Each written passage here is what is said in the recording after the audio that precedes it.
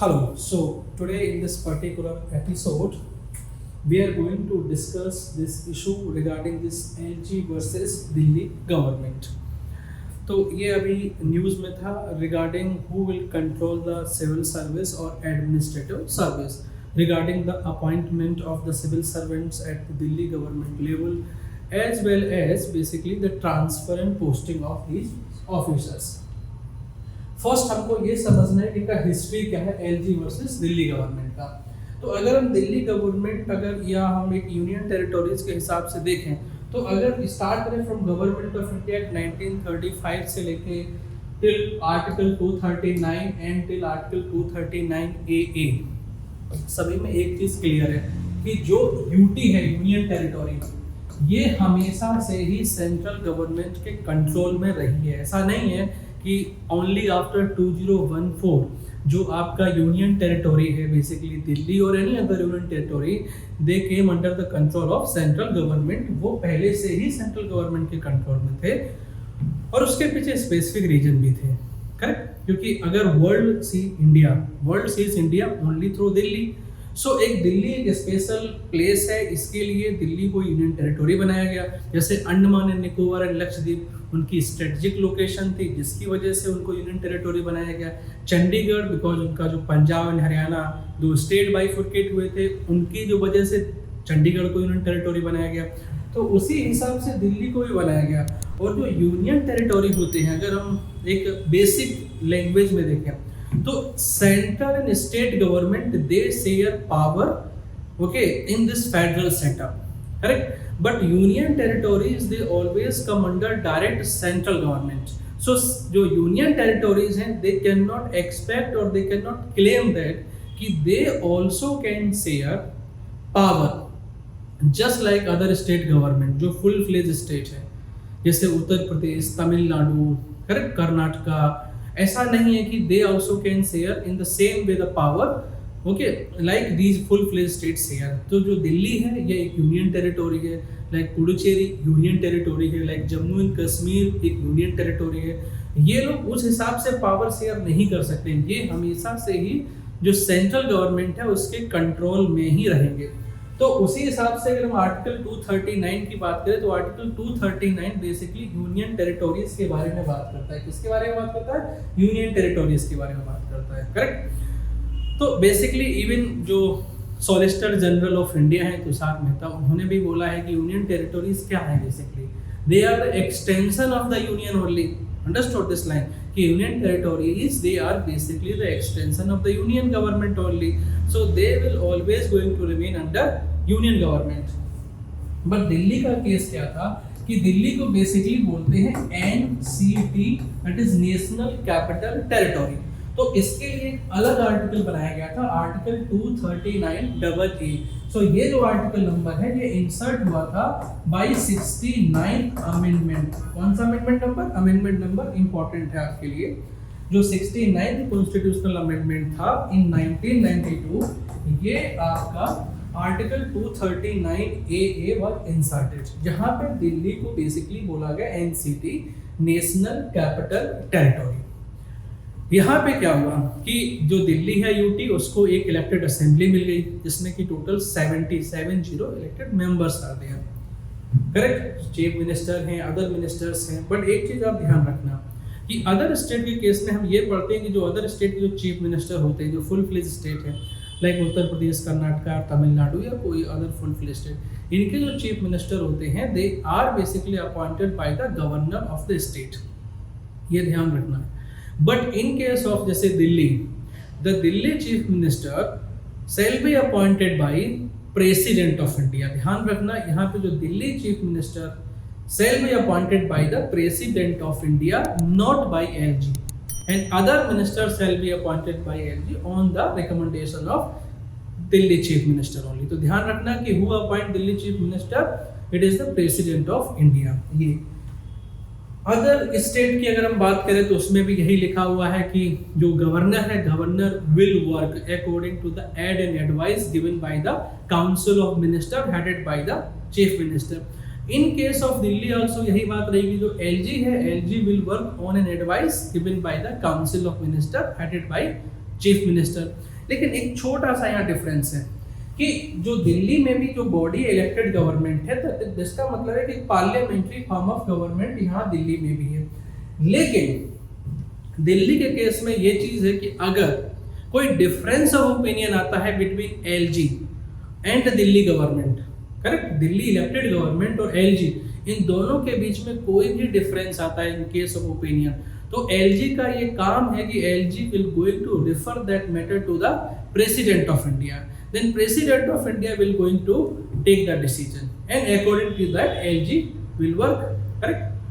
लेकिन अगर मैटर बहुत अर्जेंट है, simple, if matter is very urgent, in that case LG can take decision on its own also. उसके लिए LG will not going to wait for the decision that is coming from President of India. वो चीज़ हम बाद में discuss करेंगे, पहले हम लोग डिस्कस करेंगे कि प्रेजेंट मैटर वो क्या है। So LG to work on an advice by the elected government of Delhi, ये हमने देख लिया। In matter of disagreement, LG will going to send matter to the president for opinion, correct. अगर matter urgent है then LG खुद भी decision ले सकता है, करेक्ट। अब कौन सा मैटर है जिसमें कि LG can send to president, ऐसा कौन सा मैटर है जिसमें कि president can send the matter, sorry LG can send matter to the president, तो वो कोई भी मैटर हो सकता है, एलजी डिसाइड करेगा। सेम अगर हम स्टेट लेवल पे देखें तो यही चीज है कि governors will work okay according to the advice given by the council of minister headed by the chief minister, but जहां पे गवर्नर को लगता है कि governor can work without an advice also, वहां पे गवर्नर खुद की एडवाइस, मतलब बिना काउंसिल ऑफ मिनिस्टर की एडवाइस के पे भी वर्क कर सकता है।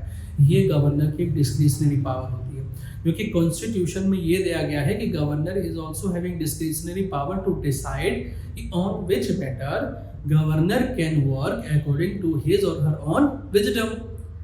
बट वो कौन सा मैटर होगा जो गवर्नर के डिस्क्रिशनरी पावर के अंदर आएगा, ये भी गवर्नर ही डिसाइड करेगा। ये कोई लिस्ट नहीं दिया गया है in the text book of the constitution कि these are the listed matters जहां पे governor can use his or her own discretionary power. नहीं, गवर्नर खुद डिसाइड कर सकता है कि वो कौन सी डिस्क्रिशनरी पावर है। यहीं पे क्या होता है कि गवर्नर को हमेशा कॉन्स्टिट्यूशनल मोरालिटी यूज करना पड़ेगा। ऐसा नहीं है कि अपने आर्बिट्ररी मैनर से governor can decide any matter as discretionary matter. अब ये कॉन्स्टिट्यूशनल मोरालिटी क्या होता है हमने ऑलरेडी पिछले वीडियो में समझाया है, so you can watch here also कि क्या मतलब होता है कॉन्स्टिट्यूशनल मोरालिटी का। अब वापस आते हैं, तो ये चीज हमको पता चल गया कि अगर मैटर अर्जेंट हो तो एलजी खुद भी डिसीजन ले सकता है। अब आता है कि when state government okay not having authority, जो दिल्ली की स्टेट गवर्नमेंट है, जैसे अगर हम देखें, हमें पता है कि जो एक 7th लिस्ट है, जिसमें कि जो 7th लिस्ट है वो डिवाइड है, एक है यूनियन लिस्ट, जो सॉरी 7th शेड्यूल जो आपका है वो डिवाइड है union list, concurrent list and third is state list. ये हमको पता है पहले से, करेक्ट। आर्टिकल 246 में जाके पढ़ लोगे, जो union list, concurrent list and state list. Union government can make law on union subject, union government can make law on concurrent subject, मतलब पार्लियामेंट, बट स्टेट में नहीं बना सकता है union, except few other okay situations are there जहां पे union government और parliament can make the law on state subject also, जो आप बाद में पढ़ोगे। जैसे for example article number 249, article 250, article 252, article 253, ये वो मैटर है जहां पे सेंट्रल गवर्नमेंट और parliament can make the law on state subject also. But ये सारी वो सिचुएशन है जो नॉर्मल सिचुएशन नहीं है, बट वो हम छोड़ते हैं। नॉर्मली जो स्टेट गवर्नमेंट होता है, अगर हम फुल फ्लेज स्टेट की बात करें जैसे उत्तर प्रदेश या कर्नाटका, तो state government can make the law on state subject as well as concurrent subjects, इन दो पे बना सकते हैं। सेम वे में दिल्ली गवर्नमेंट जो है, Delhi government also can make the law on state list also as well as concurrent list also. Same, इसमें कोई डिफरेंस, बस एक डिफरेंस है कि Delhi government can make law any subject which is listed under state list, except, वो कौन से rule हैं, एक्सेप्ट फर्स्ट आपका आ जाएगा public order, police and third is land. Basically entry number 1 in the state list, entry number 2, entry number 18. ये जो 3 subject हैं जो स्टेट लिस्ट में हैं, public order, police and land, इन 3 पे जो दिल्ली गवर्नमेंट है, दिल्ली असेंबली है, they are not having any authority to make the law. In these 3 subject में कौन लॉ बनाएगा? Only central government और parliament going to make the law. But अगर हम यही दूसरे फुल फ्लेज स्टेट की बात करें, फुल फ्लेज मतलब लाइक उत्तर प्रदेश एंड कर्नाटका, तो वो लोग बेसिकली इन सब्जेक्ट पे भी लॉ बना सकते हैं, उनके लिए ऐसा कोई एक्सेप्शन नहीं है. बट दिल्ली के केस में ये एक्सेप्शन है कि जो 3 इंपॉर्टेंट सब्जेक्ट हैं स्टेट लिस्ट में, वहाँ पे सिर्फ और सिर्फ सेंट्रल गवर्नमेंट और union government can enact the law. इतना क्लियर हो गया.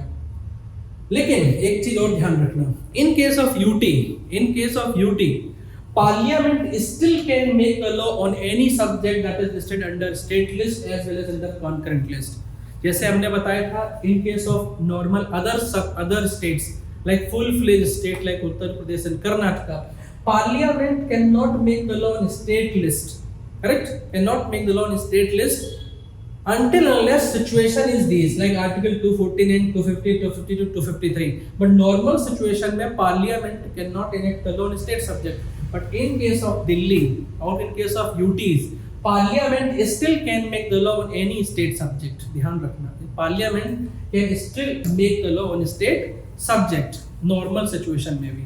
ये अगेन इससे ये साबित होता है कि जो दिल्ली यूनियन टेरिटोरी है, ये कंप्लीट अंडर यूनियन गवर्नमेंट ही है, करेक्ट, ये कंप्लीटली अंडर यूनियन गवर्नमेंट ही है. या दिल्ली का जो दिल्ली यूटी है, एनसीटी है, ये सबऑर्डिनेट किसका है? यूनियन गवर्नमेंट के. एक बात और कि अगर कोई सब्जेक्ट है, जैसे सब्जेक्ट ए, कोई भी सब्जेक्ट एक है, सब्जेक्ट ए एग्जांपल ले लो, इस पे Delhi government has enacted a law and इसी पे parliament also enacted the law. समझ रहे हो? कोई सब्जेक्ट है अंडर स्टेट लिस्ट जिसपे already Delhi government has enacted the law, but उसी पे फिर से अगर पार्लियामेंट ने भी लॉ बना दिया तो कॉन्फ्लिक्ट हो जाएगा. सो इन सच सिचुएशन अगर कॉन्फ्लिक्ट आएगा तो जो पार्लियामेंट का लॉ होगा, parliament law shall take precedence over the Delhi assembly law. समझ रहे हो? किसका लॉ प्रिवेल हो जाएगा? पार्लियामेंट का. और दिल्ली गवर्नमेंट का जो लॉ होगा वो वॉइड हो जाएगा. Correct, simple. लेकिन अगेन वो चीज फिर से बात पर, अगर दिल्ली गवर्नमेंट ने प्रेसिडेंट से परमिशन ले लिया, कंसेंट ले लिया, देन दिल्ली गवर्नमेंट का लॉ भी प्रिवेल हो सकता है. कब? अगर दिल्ली गवर्नमेंट ने उस पर्टिकुलर लॉ को लेके कंसेंट ले लिया from the president of India, then Delhi government का लॉ भी प्रिवेल हो सकता है. लेकिन इसका ये मतलब नहीं है कि Indian parliament will loss the authority. अगर Indian parliament again passing the law, then Indian parliament can take again precedence over Delhi law on that particular subject. ये चीज आपको क्लियर हो गई. बट अगेन डिस्कशन आगे बढ़ाते हैं. नाउ दिल्ली गवर्नमेंट और जो एलजे वर्सेस दिल्ली गवर्नमेंट का जो इशू है, इसका टाइमलाइन क्या है, कहां से इशू बढ़ा है? तो मैक्सिमम ऐसा नहीं है कि ये पहली बार ऐसा हुआ है कि जो दिल्ली गवर्नमेंट और यूनियन गवर्नमेंट के भी जो टसल आया है. पहले था दिल्ली हाई कोर्ट में एक मामला गया था 2015 में. दिल्ली हाई कोर्ट में एक मामला गया 2015 में. उसमें दिल्ली हाई कोर्ट ने क्या बोला कि concurrence of LG is necessary. That means जब भी दिल्ली गवर्नमेंट कोई डिसीजन ले रही है, दिल्ली गवर्नमेंट किसी को अपॉइंट कर रहा है किसी भी पोजीशन पे, जैसे basically above joint director level और एनी, तो उसमें कॉन्करेंस ऑफ एलजी जो है वो नेसेसरी है. इसका मतलब क्या हुआ कि सब कुछ अब किसके हाथ में आ गया? एलजी के हाथ में. अगर एलजी खुश तो दिल्ली गवर्नमेंट का काम होगा, अगर एलजी नहीं खुश तो दिल्ली गवर्नमेंट का काम नहीं होगा. इसका मतलब क्या हुआ कि जो एलजी है वो सुप्रीम अथॉरिटी हो गया, इलेक्टेड गवर्नमेंट के पास कुछ ऐसा कोई खास काम नहीं बचा, वो एक सबऑर्डिनेट अथॉरिटी हो गया. ये केस जब 2018 में सुप्रीम कोर्ट पे पहुंचा तो सुप्रीम कोर्ट की एक बेंच थी जिसका नाम है कॉन्स्टिट्यूशनल जो बेंच है. तो सुप्रीम कोर्ट ने कॉन्स्टिट्यूशनल बेंच सेटअप किया 2018 में.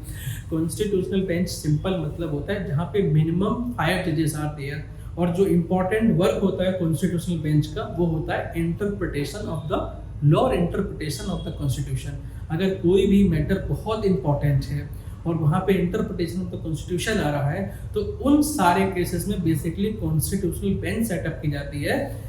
उस बेंच में मिनिमम 5 जजेस होने जरूरी है।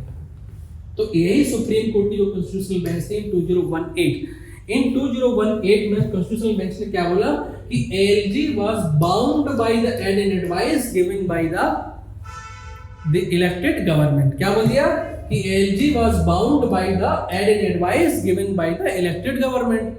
मतलब जो चीज दिल्ली हाई कोर्ट ने 2015 में बोला था उसका जस्ट अपोजिट आ गया अभी यहाँ पे। जब कॉन्स्टिट्यूशनल बेंच ने क्या बोला, कॉन्स्टिट्यूशनल बेंच ने सिंपल बोला कि दिल्ली में भी एक इलेक्टेड गवर्नमेंट है और इलेक्टेड गवर्नमेंट है इसका मतलब वहां पे भी एक पार्लियामेंट्री फॉर्म ऑफ गवर्नमेंट होना चाहिए and parliamentary form of government अपना बेसिक स्ट्रक्चर भी है। तो कॉन्स्टिट्यूशनल मोरालिटी हमको यूज करना चाहिए। इसी वजह से कि सिंस वहां पे इलेक्टेड गवर्नमेंट है, जो जनता के द्वारा चुनी हुई गवर्नमेंट है, अगर वो जनता के द्वारा चुनी हुई गवर्नमेंट खुद डिसीजन नहीं ले पा रही है तो फिर आप जनता के द्वारा चुनी गवर्नमेंट कैसे लोगों के प्रति अकाउंटेबल रहेगी जब उसको कोई काम ही नहीं करने दिया जाता है, करेक्ट और नॉट। इसीलिए उन्होंने बोला कि जो एलजी है, LG is bound by the advice given by the Delhi government, that is council of minister headed bye Delhi chief minister. तो जो दिल्ली हाई कोर्ट ने डिसीजन लिया था उसका जस्ट अपोजिट सुप्रीम कोर्ट ने कर दिया। अब क्या हुआ कि जो यूनियन गवर्नमेंट है उसको मजा नहीं आया। सो यूनियन गवर्नमेंट ने क्या किया, union government introduce one amendment, एक जो इंपॉर्टेंट लॉ है दिल्ली गवर्नमेंट को लेके, वो था government of national capital territory of Delhi amendment act 2021। क्या बोला, union government introduce GNCTD amendment act 2021। और इस एक्ट में क्या बोल दिया कि इस एक्ट में जहां जहां गवर्नमेंट लिखा हुआ है, wherever the place government is there, उस गवर्नमेंट का मतलब एलजी समझाना है। क्या समझा था, एलजी, कि जहां जहां वर्ड गवर्नमेंट लिखा हुआ है उसका मतलब एलजी समझा था। अब देखो यहाँ पे क्या बोला था सुप्रीम कोर्ट ने, LG was bound bye add and advice given bye Delhi government. यहाँ दिल्ली गवर्नमेंट मतलब एलजी, तो LG is bound by advice given bye LG, मतलब फिर से किसके हाथ में पूरा पावर चला गया, एलजी के हाथ में, समझ रहे हो। तो जो यूनियन गवर्नमेंट ने ये जो अमेंडमेंट इंट्रोड्यूस किया, इस अमेंडमेंट ने जो भी कॉन्स्टिट्यूशनल बेंच ने डिसीजन लिया था उसको नलीफाई कर दिया, क्योंकि यहाँ पे तो यही बोला था LG was bound by and advice by Delhi government, लेकिन उस पर्टिकुलर एक्ट में अमेंड करके क्या बोल दिया कि गवर्नमेंट मतलब एलजी ओनली। सो एलजी ओनली एडवाइस कर, किसको एडवाइस कर रहा है, खुद को। तो सारा पावर किसके पास हो गया, एलजी के पास। आगे बढ़ते हैं। देन 2019 में क्या हुआ कि सुप्रीम कोर्ट ने एक 2 जज थी, कितना बेंच था, डिवीजन ऑफ बेंच इसको बोल सकते हो, 2 जज बेंच वाज देयर। और इसमें भी मैटर ये था कंट्रोल ओवर एडमिनिस्ट्रेटिव सर्विसेज। जो मैटर जो डिस्कशन में आया वो कौन सा आया, कंट्रोल ओवर एडमिनिस्ट्रेटिव सर्विसेज, जिसको हम सिविल सर्विस भी बोल सकते हैं। तो इस 2 जज बेंच ने बेसिकली कोई क्लियर डिसीजन नहीं दिया था। क्या था, 1 जज कुछ बोल रहा है, 1 जज कुछ बोल रहा है, लेकिन कुछ ऐसे मैटर थे जिसमें दोनों जज सेम पेज पे थे, लेकिन 1-2 मैटर ऐसे थे जिसमें एक जज डिफरेंट पेज पे था, एक जज उससे अलग पेज पे था। तो हम वो सब यहाँ पे पढ़ेंगे। तो इस पर्टिकुलर केस में जो 2 जज ऑफ सुप्रीम कोर्ट थे, एक मैटर आया था स्पेशल पब्लिक प्रोसिक्यूटर को लेके कि who can appoint special public prosecutor. अब आपको समझना है स्पेशल पब्लिक प्रोसिक्यूटर क्या होता है। एक लीगल प्रोफेशनल होता है, जो भी हाई क्रिमिनल केसेस होते हैं उसमें गवर्नमेंट अपॉइंट करता है उन लीगल प्रोफेशनल को। तो स्पेशल पब्लिक प्रोसिक्यूटर क्या है कि मतलब दिल्ली गवर्नमेंट कैन अपॉइंट और एलजी कैन अपॉइंट। तो इस पर्टिकुलर केस में उन्होंने ऑलरेडी बोल दिया था कि this can be appointed by Delhi government. So Delhi government basically can appoint this special public prosecutor, ये इसमें बोला। तो ये किसके पाले में पेन चली गई, दिल्ली गवर्नमेंट की, करेक्ट। जैसे केजरीवाल, तो केजरीवाल के पास पूरा पावर है to appoint special public prosecutor, correct. लेकिन अगर एलजी भी चाहे, अगर एलजी भी अपॉइंट करना चाहे स्पेशल पब्लिक प्रोसिक्यूटर, तो एलजी अपॉइंट कब करेगा, aid and advice by the Delhi government, तभी करेगा। तो एक ये क्लियर हो गया कि who will have authority to appoint special public prosecutor, answer is Delhi government के हाथ में। सेकेंड इशू आया circle rate of agricultural land, कि जो मिनिमम सर्किल रेट होगा वो कौन डिसाइड करेगा, दिल्ली गवर्नमेंट डिसाइड करेगा या एलजी और यूनियन गवर्नमेंट डिसाइड करेगा। तो हमें पता है कि जो लैंड है वो स्टेट गवर्नमेंट के अंडर नहीं आता। हमने पढ़ा था स्टेट लिस्ट में जो लैंड आता है एंट्री 18 वो स्टेट के जो दिल्ली गवर्नमेंट है उसके अंडर नहीं आता है। लेकिन ये है सिर्फ सर्किल रेट डिसाइड करना है ना, तो इसमें भी इस जो डिवीजन बेंच थी सुप्रीम कोर्ट की बोला ये मामला भी दिल्ली गवर्नमेंट खुद डिसाइड कर सकती है। दैट मींस केजरीवाल डिसाइड कर सकते हैं यहाँ पे। तो इस पर्टिकुलर सर्किल रेट क्या होता है, बेसिकली सर्किल रेट एक मिनिमम रेट होता है किसी भी लैंड का। अगर हम बाइंग एंड सेल करेंगे उसी के हिसाब से स्टाम्प ड्यूटी जो होती है वो डिसाइड होती है। तो कौन डिसाइड करेगा, दिल्ली गवर्नमेंट। मतलब इसमें दिल्ली गवर्नमेंट को ये नहीं है कि एलजी की तरफ देखना है, अगर एलजी हाँ बोलेंगे then only they can decide the rate. तो ये भी अभी दिल्ली गवर्नमेंट के पाले में चला गया। तीसरा केस आया रिगार्डिंग एंटी करप्शन ब्यूरो, कि एंटी करप्शन ब्यूरो का अपॉइंटमेंट दिल्ली गवर्नमेंट कर सकता है या एलजी कर सकता है। And set up commission of inquiry, जो दो इंपॉर्टेंट मामले क्या थे इसमें, कि to anti corruption bureau and set up commission of inquiry. यहाँ पे बोला है, यहाँ पे बोला ये सिर्फ और सिर्फ यूनियन गवर्नमेंट के पास है, ये दिल्ली गवर्नमेंट के पास अथॉरिटी नहीं है to set up anti corruption bureau और सेटअप कमीशन ऑफ इंक्वायरी। ये जो बात थी ये किसके पाले में चली गई, अभी यूनियन गवर्नमेंट के पाले में चली गई। तो अब आप बोल सकते हो जैसे एलजी के पाले में चली गई थी। तो फर्स्ट जो दो मामले थे वो कहाँ गए, एलजी के पाले में, और ये थर्ड वाला anti corruption bureau setup commission of inquiry it went to LG. जो first Delhi government two and ये एलजी केस में। अब आते हैं नेक्स्ट कौन सा इशू था उसमें। नेक्स्ट इशू जो सबसे कंटेंशियस था वो था ट्रांसफर इन सर्विसेज, जो सिविल सर्विसेज है like for example AGM, U2 और डी दानिक्स। इस केस में कि कौन किसको अपॉइंट करेगा, सर्विस कंडीशन को डिसाइड करना, पोस्टिंग करना, ट्रांसफर करना, यहाँ कौन डिसाइड करेगा, दिल्ली गवर्नमेंट और यूनियन गवर्नमेंट और एलजी, चूंकि एलजी बेसिकली यूनियन गवर्नमेंट को रिप्रेजेंट कर रहा है। यहाँ पे दोनों जज बेसिकली क्या थे, एक पेज में नहीं थे। एक जज बोल रहा है कि ये जो ट्रांसफर इन सर्विस है ये आपका जाएगा दिल्ली गवर्नमेंट के हाथ में, और दूसरा जज बोल रहा था नहीं ये कहाँ जाएगा, this will go to LG के पास और यूनियन गवर्नमेंट के पास। तो ये वाला जो केस था ट्रांसफर इन सर्विसेज, यहाँ पे मामला डिसाइड नहीं हो पाया कि कौन जज, क्योंकि दोनों जज डिफरेंट पेजेस में थे। तो एक जज बोल रहा था कि transfer of services basically regarding civil service और ये लाइक एजीएम, U2 और दानिक्स, उनका पोस्टिंग, इनका मैटर कौन देखेगा। तो एक जज ने बोला कि दिल्ली गवर्नमेंट के हाथ में रहेगा, एक जज ने बोला कि ये यूनियन गवर्नमेंट के हाथ में रहेगा। तो this became completely undecided. So now it is approach to the Delhi constitutional bench, और कॉन्स्टिट्यूशनल बेंच जो है सुप्रीम कोर्ट की सेटअप हो गई है to discuss this matter कि who is having authority regarding administrative services। और इसी के चलते क्या हुआ था कि एक और कमेटी भी सेटअप की गई थी, क्योंकि ये बोला कि जो दिल्ली है वो दिल्ली एक स्पेशल प्लेस है, इसके लिए जो मॉडल ऑफ गवर्नेंस है वो भी स्पेशल होना चाहिए। जो model of governance other state के केस में और अदर यूनियन टेरिटोरीज के केस में वर्क हो रहा है, that will not going to work for Delhi. इसीलिए एक Balakrishnan committee was set up by the government to recommend which model of governance will be workable in case of Delhi। Next case हम देखते हैं कि प्रेजेंट केस क्या है। प्रेजेंट जो tussle चल रहा है वो है एंट्री नंबर 41 को लेके।